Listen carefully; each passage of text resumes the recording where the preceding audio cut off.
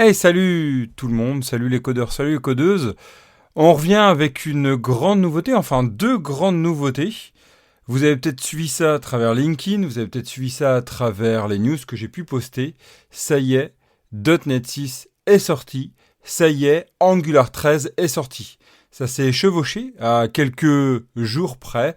Les deux grands majeurs de leur promo sont sortis. Alors, du côté .NET, je vous en avais parlé il y a quelques temps. Qu'il fallait se préparer à .NET 6, puisqu'en plus elle est LTS, ça y est, donc du coup, clairement, si vous êtes passé à .NET 5, il va falloir passer à .NET 6. Ça, c'est ce qui est à prendre en compte. Et je vous avais parlé un peu des nouveautés, on va refaire un peu le tour, parce que ça y est, c'est officiel. Et en ce moment même, donc il y a la .NET Conf qui est en cours, qui va se finir là, elle avait commencé il y a 2 jours, et elle va se finir aujourd'hui, donc il y a plein de nouveautés, plein de comment on code bien, et waouh, Kikoulol, comment c'est magnifique. Et puis Angular 13, pareil, est arrivé. Vous savez qu'il y a une livraison tous les 6 mois, à la différence de .NET où c'est tous les ans. Ici, c'est tous les 6 mois qu'une version majeure est prévue. Et donc, du coup, on va lister ensemble toutes les nouveautés, enfin, les plus grandes nouveautés que moi j'ai chopées sur cette nouvelle version qui nous confirme déjà en petite intro la prévalence, la présence forte maintenant, ça y est, de Eevee. Allez, c'est parti, on regarde ça ensemble. Alors tout d'abord, .NET. .NET, je vous en avais parlé un peu, beaucoup, lors de la dernière livraison. Et puis, ça y est, donc, c'est sûr, c'est officiel, .NET 6 est en release totale. Et donc, ça y est, ça met en avant plusieurs choses. Tout d'abord, C Sharp 10. On est passé de C Sharp 9 à C Sharp 10, ça y est. Et C Sharp 10 amène son petit lot de nouveautés, comme les record struct, les global using, l'assignation déclaration par déconstructuration en même temps. Clairement, c'est sympa. Et puis, il y a d'autres nouveautés que vous pourrez aller voir qui entrent en détail. Alors, je vous invite quand même à aller voir aussi C Sharp 9, qui amène par exemple la notion de record aussi, qui est pas mal. La notion de new parenthèse sans déclarer le type, par exemple, ça c'est super. Plutôt que faire var mon objet est égal à un new type. Là, c'est le new parenthèse. Ça, c'est super puissant aussi. Vous irez voir ça. Donc, ça, c'est super sympa. Et voilà, ça commence à s'orienter vers un langage qui est de plus en plus souple, qui essaye de rajouter du succès syntaxique de plus en plus. Donc ça, c'est super sympa, je trouve. Après, qu'est-ce qu'il y a Il y a d'abord, en fait, avant même .NET, il y a le travail énorme sur la partie performance. En fait, depuis .NET Core, on a vraiment un gain de performance énorme, alors qu'on pourrait se dire que vu qu'il y a plusieurs plateformes, ça va être plus compliqué. En fait, selon leur stratégie et suivant leur stratégie, clairement, aujourd'hui .NET Core, et donc aujourd'hui .NET 5, et encore plus aujourd'hui .NET 6, a mis à jour en fait les performances et a gagné petit à petit, des fois 10%, 20%, 30% de performance comparé donc à .NET 5, puis après .NET 3, etc. Donc c'est impressionnant les gains de performance et j'en parlerai avec ASP.NET et surtout EF Core, on en parlera tout à l'heure.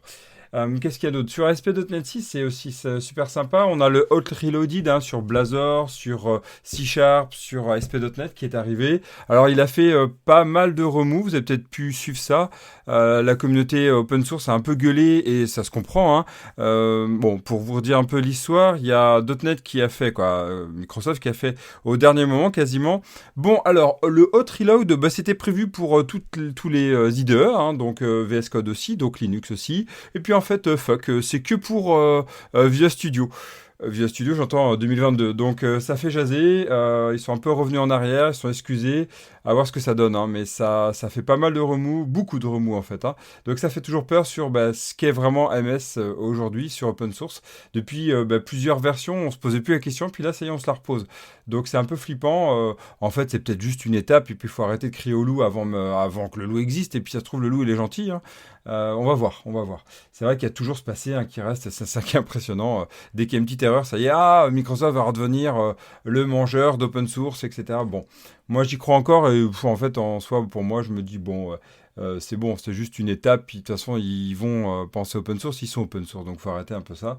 À voir. Bon, il y a les minimal API, je vous en avais parlé, j'ai fait une vidéo sur la chaîne YouTube là-dessus. C'est sympa ou pas? Moi personnellement j'ai un peu de mal dans cette idée-là, mais pourquoi pas pour faire des petites API quasiment des stateless total, des serverless même quasiment. C'est vrai qu'on peut aller très vite. En quelques minutes, développer une API, c'est vraiment rapide. Fini les contrôleurs, tout est pensé en middleware. Ouais, c'est cool, mais attention à la qualité de code derrière.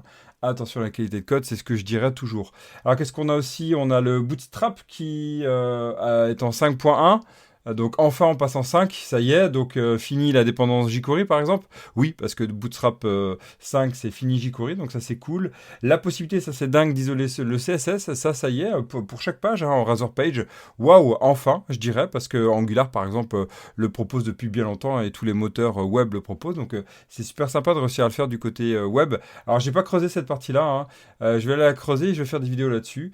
Et la capacité de créer des fichiers JS par page, un truc qu'on fait en fait de base, je dirais, quand on fait des applications web en ASP.NET, bah ça y est, on peut le faire via ASP.NET 6, donc ça c'est génial. Il y a des mises à jour Blazor, puisque Blazor continue du côté serveur, du côté client. Il y a un renforcement d'ailleurs du travail sur Blazor du côté client, des améliorations de perf. Nous, très bientôt, chez Dev2Bakehouse, on va vraiment déjà préparer la formation Blazor, hein, ça c'est prévu pour 2022, et aussi vous faire des vidéos là-dessus, vraiment à la fond, pour voir comment avancer là-dessus. Et puis, bon, il y a la prise en compte d'HTTP3, hein, de toute façon, ça se fait de manière quasiment native, très peu de choses à configurer, parce que vous savez déjà que ASP.NET 5 prend en compte HTTP2 aussi, hein, et .NET 3. Là, 6 prévoit HTTP3, donc c'est sympa. On va se dire que c'est en train de préparer pour améliorer encore plus les échanges entre le client et le serveur. Alors, les nouveautés d'Entity Framework 6 aussi. Et je finirai là, et puis après on passera à Angular. Donc je vous en ai parlé sans doute un peu. On a la prise en compte des tables temporaires du côté SQL Server. Donc on peut configurer des tables temporaires. Et ça c'est super puissant pour les avoir déjà utilisées beaucoup en Entity Framework normal. Et bon, on devait écrire du code, hein, dans les procédures stockées pour les appeler. Là c'est bien d'y penser du côté code first. La possibilité de créer des lots de migration. Alors ça j'ai hâte de pouvoir le tester. On ne l'a pas encore testé chez Dev2Bakehouse. Mais ça amène aussi vraiment une qualité aussi sur les livraisons et sur l'intégration livraison continue. La prise en compte aussi des modèles précompilés. Alors ça, c'est un truc de dingue qui me fait penser un peu à de l'EDMX en fait d'avant. Mais c'est pas vraiment ça. En fait, l'idée, c'est quoi? C'est de prendre notre code first, de prendre des modèles, de les précompiler. Donc se dire, on va les précompiler plutôt que les compiler à la génération et puis après les réexécuter. Et en fait, ça va faire gagner en utilisation du côté exécution. Alors pour ça, on va utiliser un DB Context Optimize. On verra ça, on en reparlera. .NET Optimize, on verra ça. Et je vais travailler ça, cette partie-là. Je vous ferai des mises à jour et des vidéos là-dessus pour voir les performances. Il y a des extensions de méthodes, des méthodes d'extension pardon, qui ont été rajoutées en LinkQ. Il y a un travail amélioré sur le group by. Il y a le eSparse qui est arrivé pour la partie TPH aussi, pour des colonnes nullable. Ça fait gagner en performance aussi. Bref, il y a un gain, mais monstrueux d'ailleurs en Entity Framework sur les performances. C'est un truc de dingue, hein, ce qu'on peut trouver. On peut monter jusqu'à, je crois que c'est, attendez, je vais voir ça vite fait, c'est un truc de fou, je l'avais posté sur le Discord, 92% de performance améliorée, c'est un truc de dingue sur les requêtes par seconde, hein.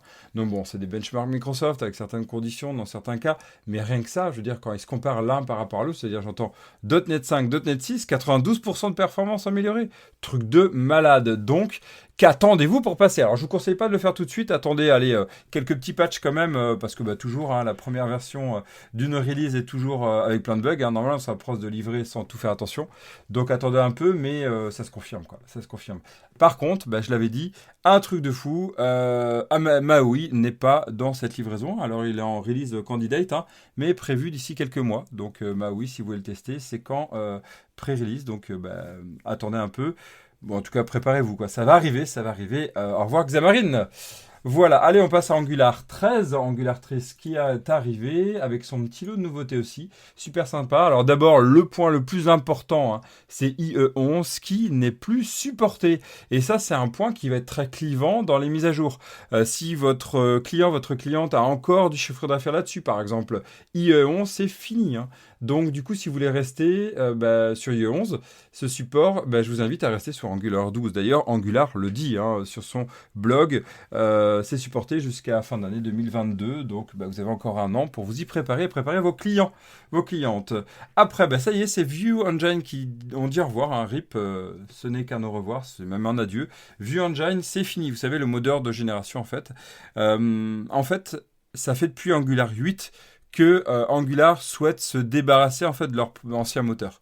Alors du côté compilation, du côté génération de la vue, bref de tout. Petit à petit, en fait, ils ont commencé à détricoter tout ce qu'ils ont fait et ils ont enlevé de plus en plus de dépendance avec ce qu'ils avaient écrit avant, donc avant Angular 8.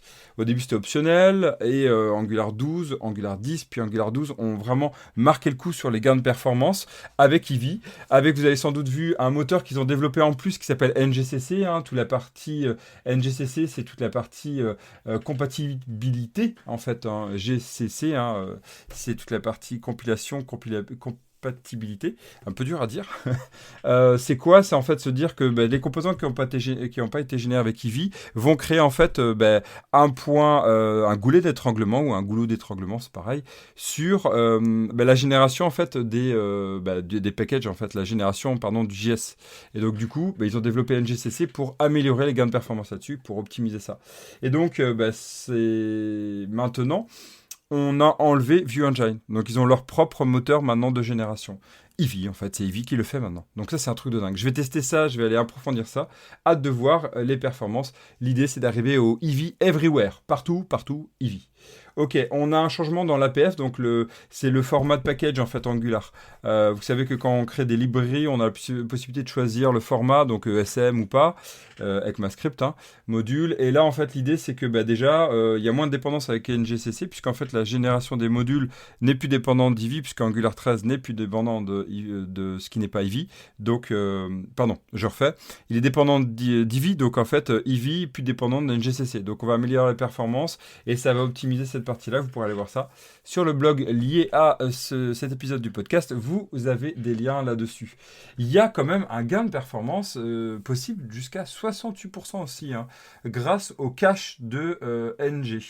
Donc comment vous mettez dans votre Angular JSON toute une partie CLI, hein, donc pour le command line interface, qui se préfixe par cache. Donc là, vous le mettez à enable true, il y a un pass à point cache et vous pouvez décider même des environnements. Et là, vous allez gagner en performance pour les générations.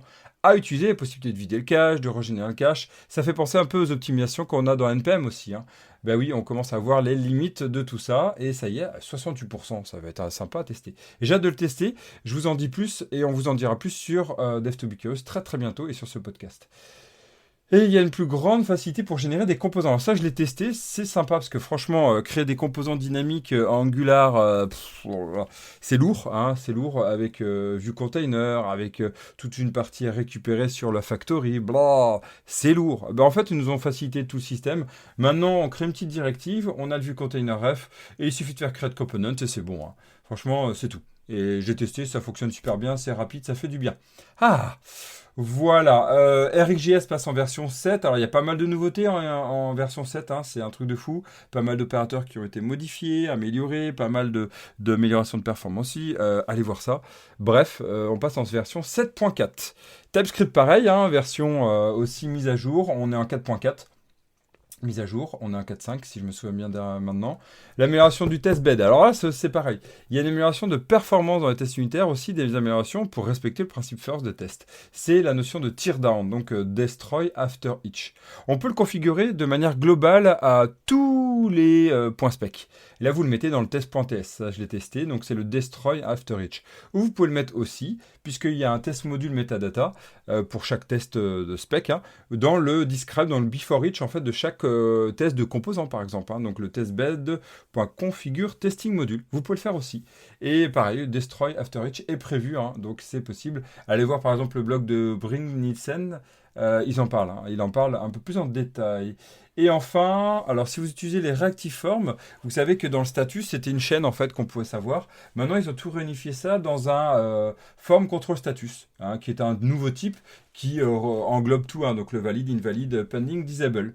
Voilà, et puis je vous invite à aller sur Update Angular.io pour aller mettre à jour votre version vers Angular 13, qui est une version LTS. Voilà, ça fait pas mal de nouveautés tout ça.